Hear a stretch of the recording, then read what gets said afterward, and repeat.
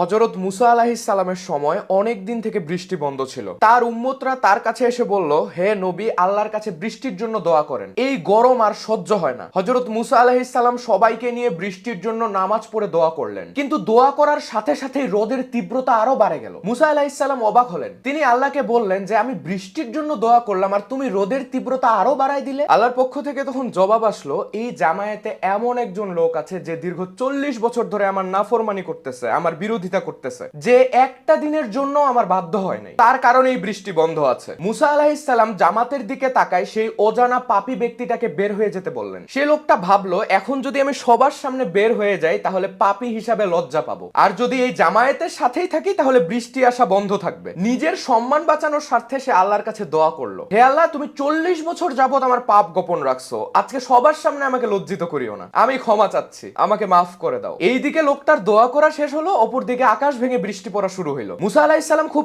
অবাক হয়ে আল্লাহকে জিজ্ঞেস করলেন, হে আল্লাহ, এই জামায়াত থেকে তো কেউ বের হলো না, তাহলে বৃষ্টি দিয়ে দিলে যে? আল্লাহ তাআলা তখন জবাব দিলেন, যার কারণে বৃষ্টি আসা বন্ধ ছিল তার কারণেই বৃষ্টি পড়া শুরু হয়েছে, আমি তাকে ক্ষমা করে দিয়েছি। মুসা আলাইহিস সালাম বললেন, কে সেই লোক? তার নাম পরিচয় তো কিছুই জানালেন না। আল্লাহ তাআলা তখন জবাব দিলেন, যখন এই লোকটা পাপে ডুবেছিল তখনই জানাইনি, এখন তওবা করছে এখন জানাবো? আমি পাপীদের পাপ যথাসম্ভব গোপন রাখি, এটা আমার সাথে আমার বান্দার নিজস্ব ব্যাপার। আল্লাহ তাআলা পবিত্র কুরআনে সূরা জুমারে বলেন, হে আমার বান্দাগণ, তোমরা যারা নিজেদের উপর জুলুম করে বসেছো, তোমরা আল্লাহর রহমত থেকে কখনোই নিরাশ হয়ো না। নিশ্চয়ই আল্লাহ সকল পাপ ক্ষমা করে দেবেন, তিনি ক্ষমাশীল এবং পরম দয়ালু।